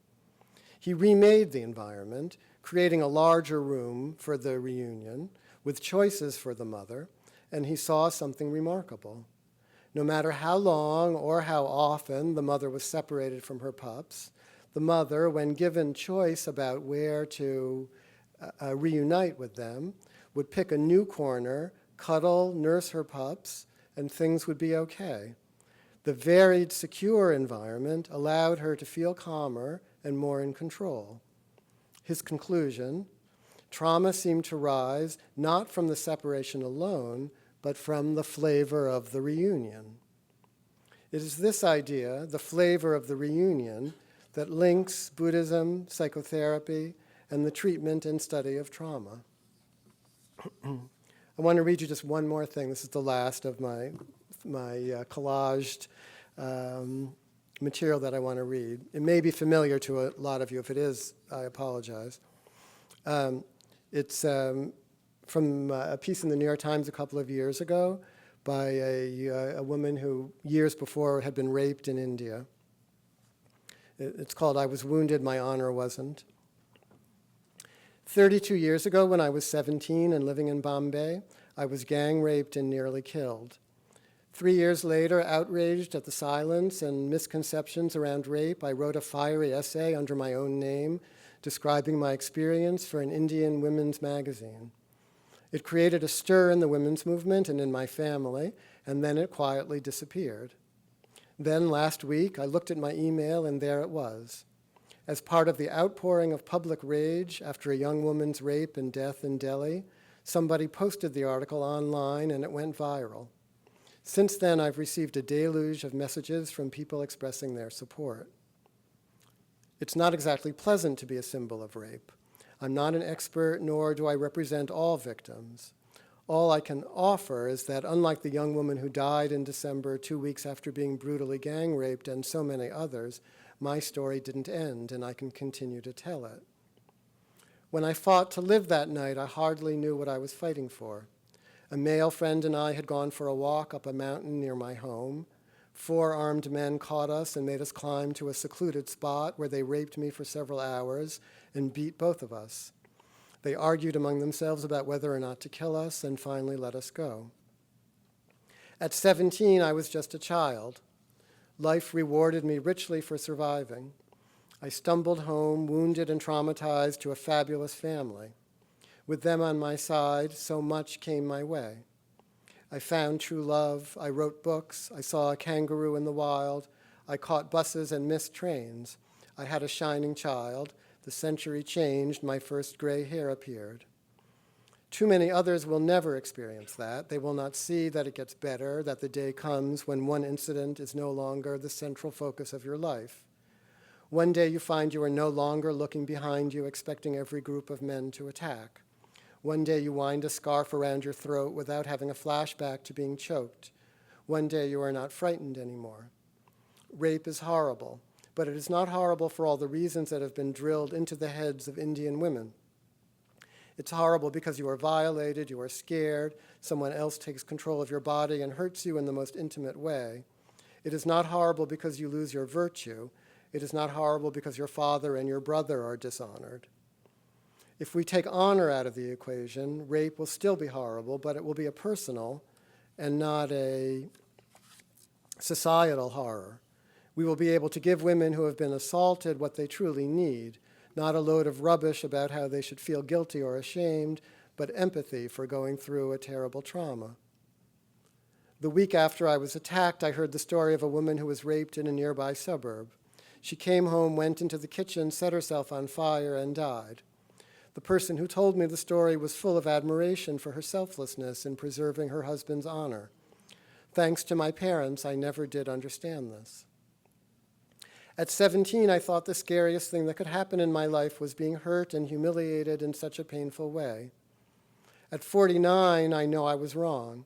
The scariest thing is imagining my 11-year-old child being hurt and humiliated. Not because of my family's honor, but because she trusts the world, and it is infinitely painful to think of her losing that trust. When I look back, it is not the 17-year-old me I want to comfort, but my parents. They had the job of picking up the pieces. This is where our work lies with those of us who are raising the next generation. It lies in teaching our sons and daughters to become liberated, respectful adults who know that men who hurt women are making a choice and will be punished. When I was 17, I could not have imagined thousands of people marching against rape in India, as we have seen these past few weeks. And yet, there is still work to be done. We've spent generations constructing elaborate systems of patriarchy, caste, and social and sexual inequality that allow abuse to flourish. But rape is not inevitable like the weather. We need to shelve all the gibberish about honor and virtue and did she lead him on and could he help himself. We need to put responsibility where it lies, on men who violate women and on all of us who let them get away with it while we point accusing fingers at their victims. Okay. So that's like a little heavy way to end the talk, but it really gets to the point. You know, a lot of points really, but mine being that the relational environment, that it's up to us as therapists, first of all, to help create, and that both the fields of psychotherapy and Buddhism are here to help us with, that's really what is necessary in this world, which is a world made of trauma. So I thought, since we do have enough time, that for those of you who are interested, I could do a brief meditation, lead you in a brief meditation, and then take some questions. But in order to do the meditation, I need to ask you, and if you don't want to do it, you're free to leave. I won't be insulted. But to do the meditation, I need to ask you if you have your cell phones here to please take them out. And those of you who are used to having ringtones and so on, when you get a text or an email or a call, leave that on. Or if you've turned it off already, turn it on so that the cell phones will go off in case anyone here is popular enough to be receiving any information, because the cell phones are part of our lives, just like trauma is. So the meditation that we're going to do is inspired by John Cage, by his treatment of sound and silence as the ground of meditation. So if you just take your cell phones out, or if you know how to turn them on, if you don't fuss with it. It's hard for some of us late adapters.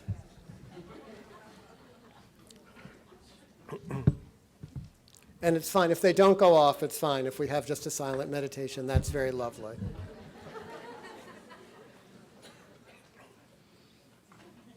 But as I mentioned at the beginning, the composer and artist, John Cage, is, like Winnicott, is one of the people who I most admire in terms of my own pursuit of the Buddhist understanding. Cage, he died some years ago, but in the early 1950s, he went to lectures at Columbia University given by the great Japanese scholar D.T. Suzuki, who was at Columbia for several years. And he gave these lectures to an amazing collection of then New York City intelligentsia.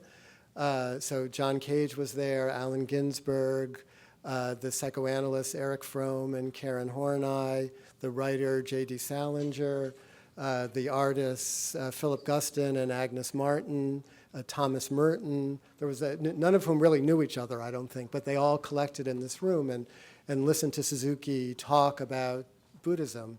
And Cage decided then and there that he was never going to practice sitting meditation because he was a musician, but that he would try to use what he learned from Suzuki in the making of his music. And so instead of watching his breath or visualizing an image, he used the door of the ear, the sense door of the ear, as they talk about in Buddhist psychology, as his primary reference point. And he tried to open himself, as we'll hear, he tried to open himself to the variety of both sounds and silence, not discriminating musical ones from non-musical ones, treating everything with a kind of equanimity that he was trying to cultivate, treating everything as music.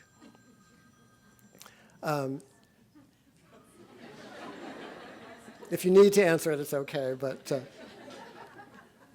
so what I'd ask you to do is try to find a meditative posture. in these chairs, which means basically sitting with your back relatively straight, supported by the chair, your hands comfortably, arms comfortably folded in your lap.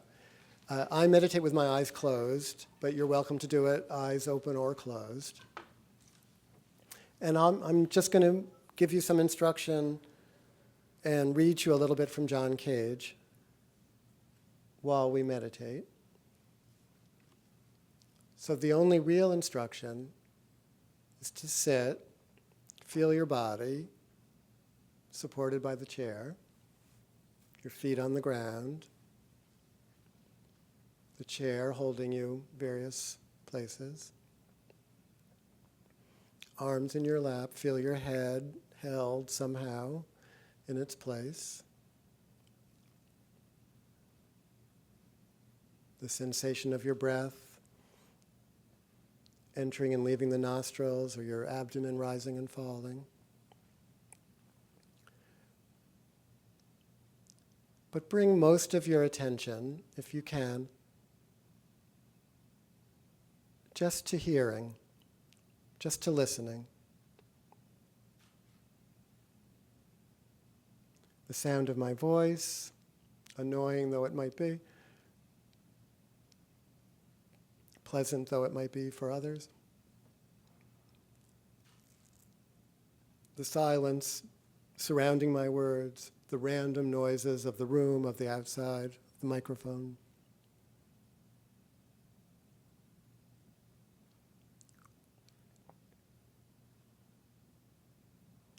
And try as much as possible to notice the difference between the raw sensation of the sound and your mind telling you what it is. Those are two separate things. You can't stop the mind. The mind will do that.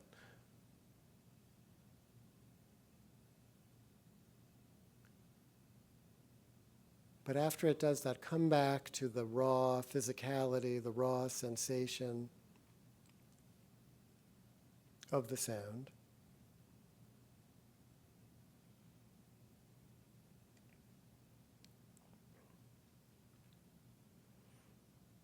In Buddhist psychology, they talk about this way of listening. Sometimes they use the word mindfulness, but sometimes they use the words bare attention, like naked attention. It's like the mental posture, bare attention. The clear and single-minded awareness of what actually happens to us and in us at the successive moments of perception.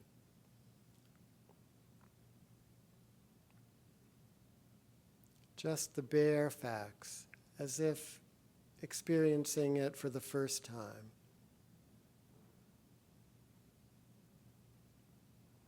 Letting the sound or the silence, letting it come to you. You don't have to reach out for it.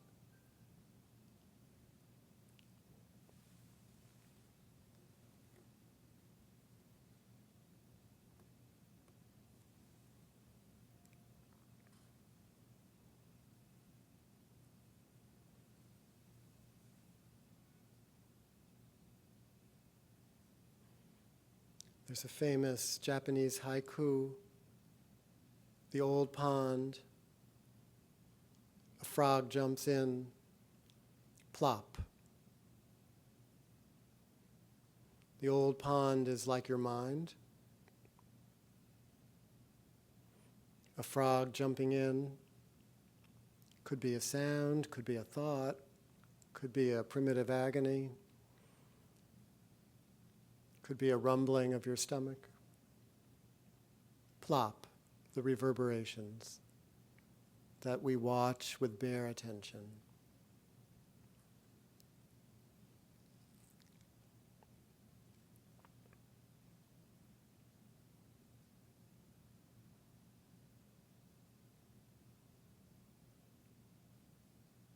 It's said that James Joyce used the word beholding to talk about how to look at a work of art. He said if you pull it too close to yourself, it becomes like pornography. If you distance yourself from it too much, it becomes like criticism. beholding.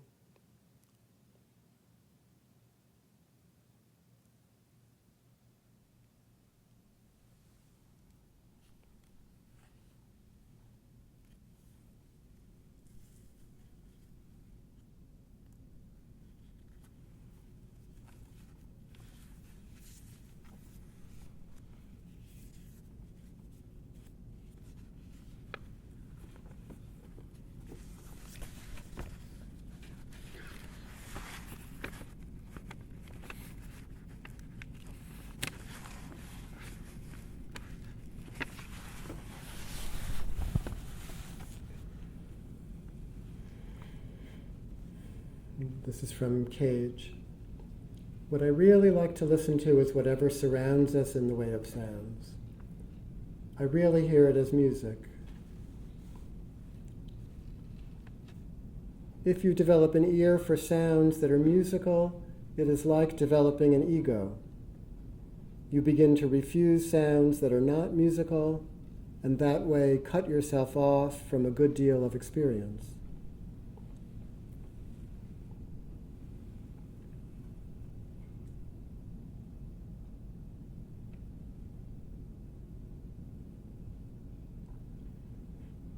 If I liked music, he said, which I don't, the world would be more open to me. I intend to work on it.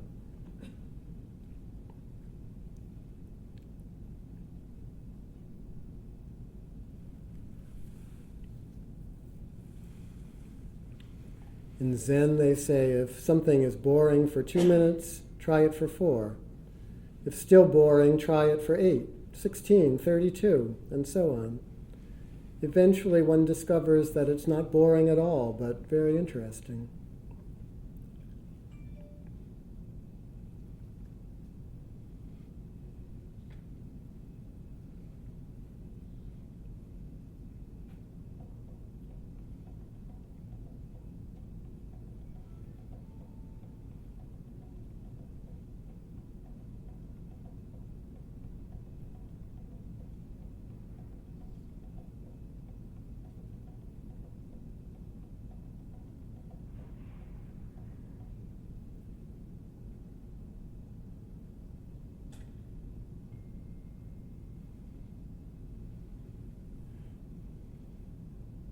I think that life is marvelously complex in that no matter what we do, there's room to be irritated. I don't think we ever arrive at the stillness that we imagine. I love the story of the Zen monk who said, "Now that I'm enlightened, I'm just as miserable as ever."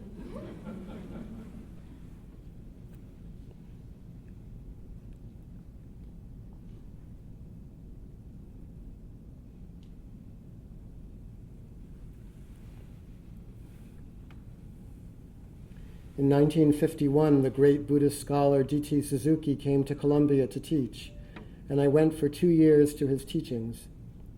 From Suzuki's classes, I began to understand that a sober and quiet mind is one in which the ego does not obstruct the fluency of the things that come in through our senses and up through our dreams. Our business in living is to become fluent with the life we are living, and art can help this.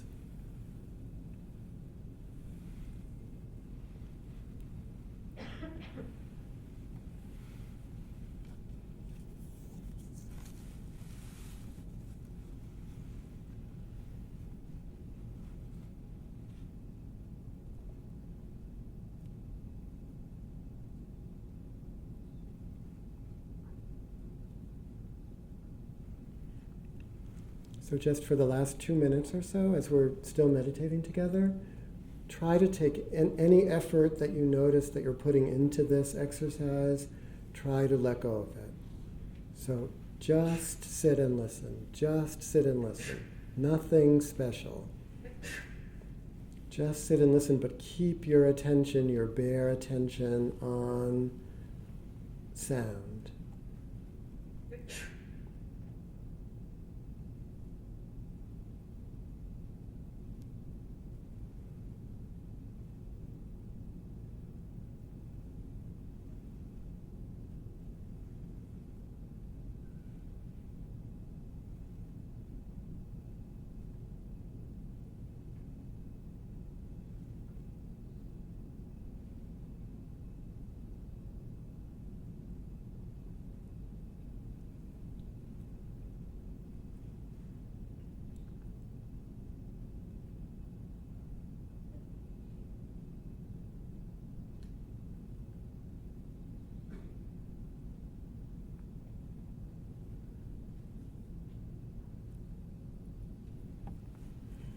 And then when you feel ready to open your eyes, we're done.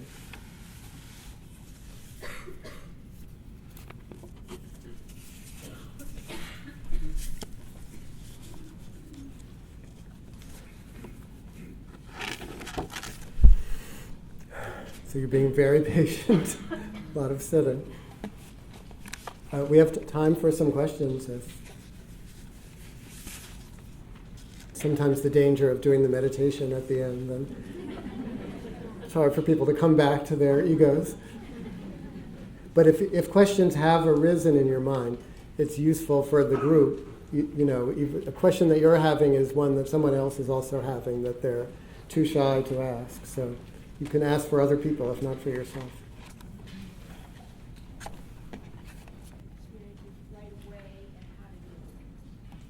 She's saying, for those of you who couldn't hear, she's saying she recently experienced three deaths of people close to her, from natural causes, but 3 deaths in rapid succession.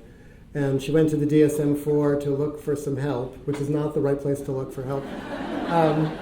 She went to the DSM-4 to look for help and found nothing there that was useful in terms of describing her experience. And she's asking if this kind of grief, is it age-related, or is it something more pathological? I think maybe is what you're asking, and how to deal with it. I mean, that's part of what I was trying to address at the beginning of my talk by saying that if we're not suffering from post-traumatic stress, we're suffering from pre-traumatic. These kinds of losses are something that we're all going to face. Sometimes we have to face them when we're young, sometimes in middle age, sometimes later. But one way or another, we're going to have to face them. And we can't really be prepared. I think the thing to understand for yourself is that you can't know beforehand what the right way to respond is going to be, because it's so surprising. And what grief is, especially if you haven't experienced much of it before, it's you have to learn about it as you go through it. And all the expectations that we have coming from a misunderstanding of Elizabeth Kubler-Ross and so on, is that we're supposed to go through it in a stage-like model and be done with it in a year or 2 years at the least, and not be too debilitated, and not need to see a therapist, and not need to take medicine or whatever. And I think that you just have to be honest with yourself about what you need. It's very helpful to see a therapist if the grieving is difficult. I wrote, I think last year, the year before, I wrote a piece in the Times after talking to my mother, who was then 88, some 5 years after my father had died. And she was kind of berating herself for not being over the death of my father yet. And I said it's kind of similar things to her about, like, why do you think that you should be over it? Why does grief have to follow some kind of linear projection? And she kind of looked at me and said, I think you might be right. When my first husband died, it took me, more than 10 years to really not be thinking about it all the time, which was interesting to me because I hadn't known that she had a first husband until deep into, I knew by then, but I had found out when I was an adolescent. But she had never talked about her first husband while my father was alive. It really took his death for the earlier grieving to resolve itself. It was all combined as one thing. So I think that, all of our experiences are different, but they're all kind of similar. So you want to try to be truthful about what your own experience is, and then get whatever help you deserve. Okay. Yeah. Thank you very much. I'm just wondering if it's possible to get a bibliography of all of the authors and poets, etc., that you referenced today. I'm sure it would be. Most of them are in the trauma book already. Yeah. Could people hear? He said he found my work after reading and studying existential philosophy. And he wondered what I thought about that, because he's found that there's a lot of commonality between the existential philosophical approach and the Buddhist approach. Before I became interested in Buddhism, I was deep into Ionesco and Beckett, which is not exactly existential philosophy, but it was definitely existential something. And then when I was in medical school, I was talking about this last night, I did an independent study with Robert Coles, who was a teacher of mine, wanting to study existential psychoanalysis, a guy named Binswanger and so on. And Robert Coles was like, okay, existential psychoanalysis, but really you should read Winnicott and you should read Anna Freud. So, which I did.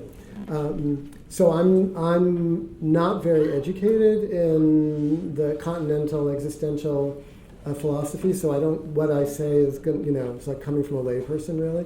But I have always thought that they were really that there was a lot of commonality.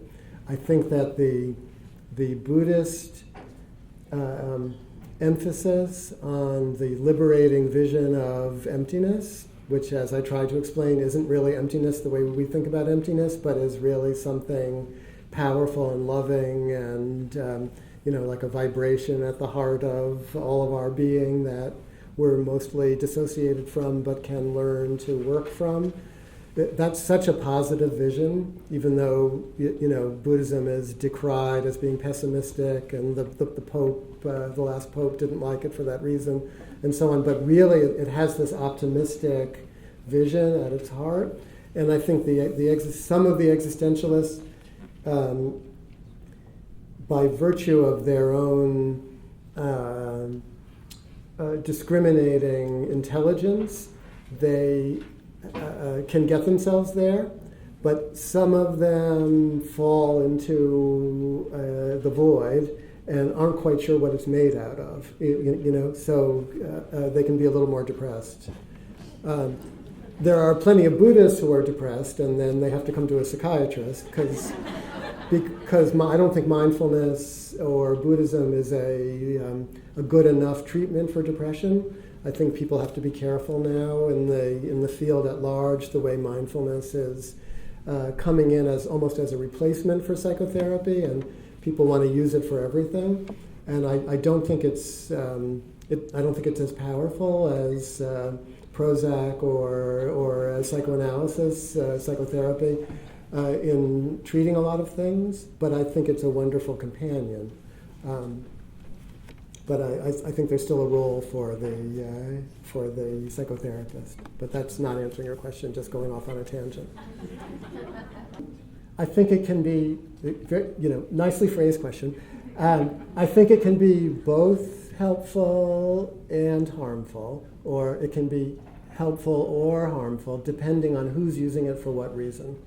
I think as mindfulness has infiltrated the profession, which it's done over the 30, 40 years that I've been interested in it, it's there is a real danger of it being kind of taken over by the cognitive behavioral people and treated as an operational means of dealing with stress and promoting calmness and relaxation, and the investigative, insight-oriented, you dealing with emotional pain, that it can be used to cover all that over. So that there are a lot of, even before mindfulness did all that, there were a lot of Buddhists, Western Buddhists and Asian Buddhists, who used Buddhist practice that way, used it to distance themselves from affect, and from pain. And that's fine. I think that it's a legitimate tool to use in that way, and that's helpful for some people. It's not my preference, it's not my predilection.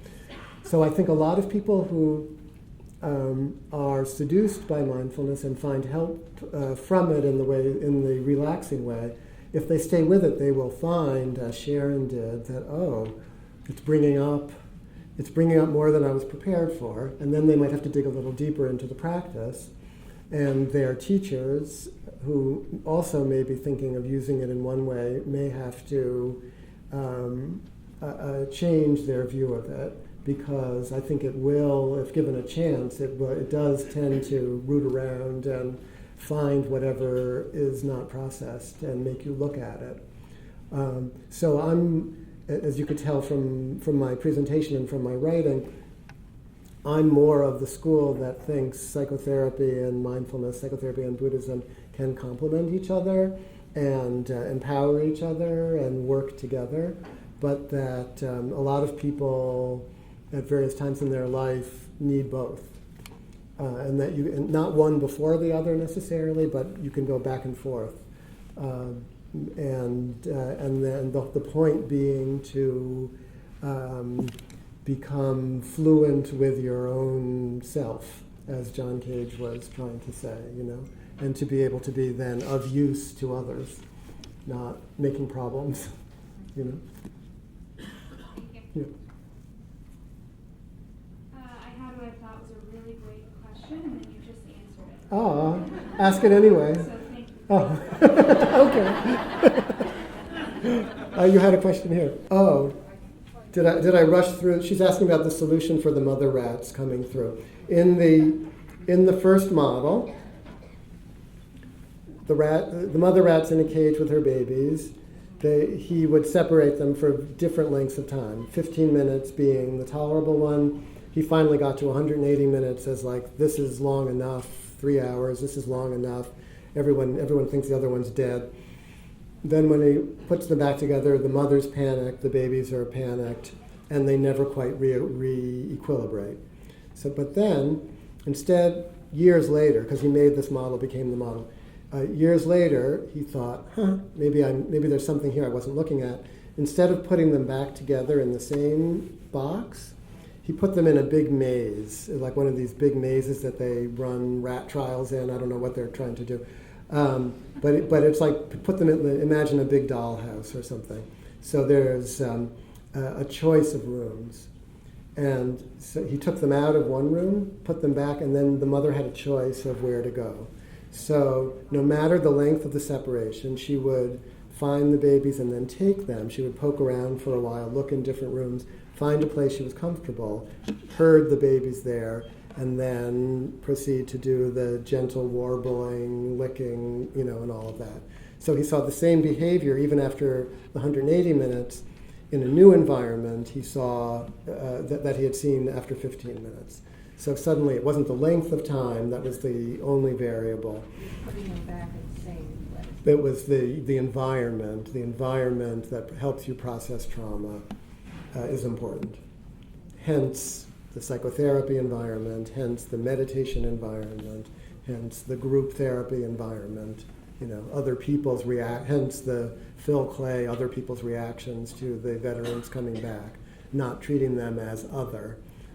The same with the rape victim, not being treated as other or as something to be ashamed of, but as this is something that could happen to any of us, Sure.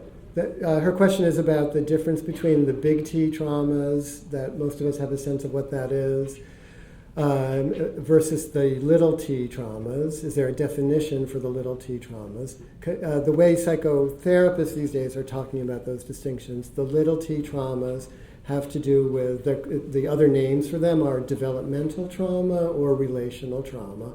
And so it's everything that I was talking about from Winnicott, where there's malattunement. Instead of the attunement and responsiveness, the good enough parenting that allows a child to experience failure, but failure mended within a sufficient amount of time. The little t trauma, relational trauma, developmental trauma, has to do with failures in that process, where there's failure and not adequate mending. So what we would then go on to call a deprivation, or what Winnicott sometimes called the feeling of falling forever, being infinitely dropped. It's that feeling that many, a lot of healthy people are walking around, and feeling that way, and then in their intimate relationships they start to act out, like because they can't take enough. They always feel like they need more than they're getting. And how are we doing on time? I guess we have time for another question or two. Is So, yeah, sure. I think for me, the theater of the imagination, which is, all of those visual art and theater and poetry and so on, has to do with putting either language or visual representation, using the mind in one form or another to make shape out of experience. And that one of the things that I think I learned from reading the book from writing the book about trauma is how necessary it is to be able to give shape to the emotional experience. That the initial response to trauma is for it to be indescribable, for it to be nameless, and therefore because the feelings that are brought out by a traumatic experience, either little t or big T, are indescribable. So the effort of describing it, traditionally for developmental or relational trauma, it's the parents who, in the holding, in the bigger sense of the word holding, the parents put language on an infant's experience. Oh, you're hungry, you're tired, poor you fell, you hurt yourself. And in the putting language on it, they make it tolerable, they make it bearable for the child. Oh, really? That's what this is? So something similar happens when we're adults and bad things happen. We have to go and ourselves put language on it, or engage with a psychotherapist who helps us find language. But I think that creative life, just like meditative life, often involved, it's not only about trauma, obviously, but it is about inner experience and creating a language for inner experience. And so I think that's why we partake of cultural experiences, to find a reference point for our own. And that's a lot what artists are doing, I think. Welcome. I think we can take 2 more questions. Okay. Good. Hi, I was wondering if you could talk about mindfulness and meditation in terms of the Eightfold Path and trauma, meaning what your thoughts are that right understanding, right thought, all of the other things that are a part of both the Eightfold Path, but also mindfulness and meditation aren't typically included in mindfulness-based intervention, and specifically how you could, if you think that should be incorporated, and how that would be incorporated Sure. into trauma. Sure. So the question is about what the Buddha called the Eightfold Path. When the Buddha gave his first teaching, the teaching was of the Four Noble Truths. The first truth I talked about, which is dukkha, or suffering. The second truth, he gave the Four Noble Truths in the form of a doctor of his day. So he gave the sickness, gave the diagnosis, gave the cause, said there was medicine for the cause, and then he outlined what the prescription was. And the prescription is what's called the Eightfold Path. And number 7 of the Eightfold Path is mindfulness. He called it right mindfulness. It's sometimes translated as, or Thurman prefers to call it a realistic mindfulness, realistic view, realistic understanding. So there's, in this prescription, of which mindfulness is number 7, there's two of the limbs of the Eightfold Path are about meditation. 3 of them are about ethics or behavior. There's right livelihood and right speech and right effort. And 3 and 2 is 5, and 2 or 3. Anyway, I always forget all 8 of them. But there's several of them are about understanding. The first one is right view. So I think where the question is coming from, often when mindfulness is taken out of a Buddhist context and taught as a cognitive behavioral strategy, only mindfulness is taught and nothing else from the whole Buddhist culture is presented. So what you're getting is, a little piece of something. A lot of people think mindfulness is the key, and it's what's distinctive about Buddhism. So I don't have any problem with people learning mindfulness. I think just learning mindfulness, while it can make some people more anxious than they were before they started, often it's a helpful thing. A lot of people find it very useful. A fraction of those people who find it useful will dig deeper into where mindfulness comes from and discover the rest of the Eightfold Path, like, oh, it's good to be ethical, and it's good to study, and what is the self that we're trying to understand? What did the Buddha say?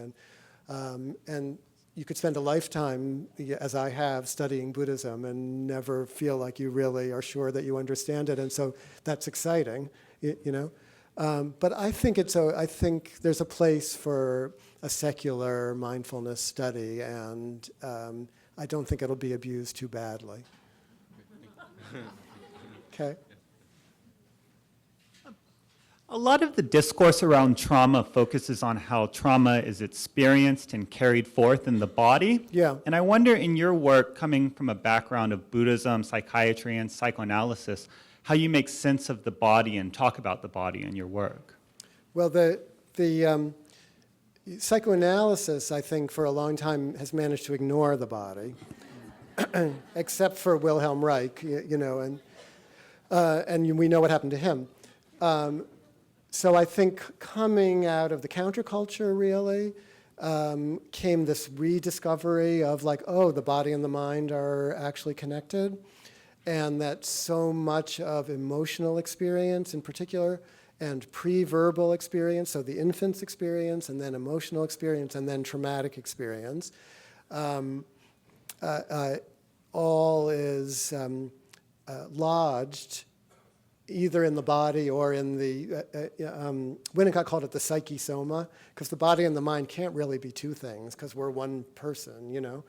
And the body is in the brain, and the brain is in the, you know, the same hormones that are in the brain are in the gut, and where is the mind? The Buddhists say the mind is in the heart, not in the brain. So, but that idea of an integrated, you know, a holistic view, that came out of the counterculture. And we're still processing it. So I think it's been very helpful that, especially through a lot of the good people in trauma, come through the body. I think because of what I was saying before, that the experience is, it's nameless at first, it's indescribable at first, but it's present. So we're carrying it with us, so where are we carrying it? So it's easier to think about carrying it in the body, especially because we probably do carry it in the body. But that doesn't mean that we don't carry it in the mind. And what I've seen from a lot of body therapists who have come to, you know, who work with deep trauma, but they don't have the training that they would get if they went here, or they don't have the training that one gets as a psychotherapist. So they can they can find the places that the trauma is held, but it's a little scary. They don't necessarily know what to do next. And I think that's something that psychotherapy really does understand, you know, the value of language and of story and of narrative, you know, the limitations of it, but also the value of it, especially in a relational environment. So it may not be the story itself as much as the telling of the story or the finding of the story, or, you know. So I think ultimately that's the valuable thing. Okay? Thank you all for... Can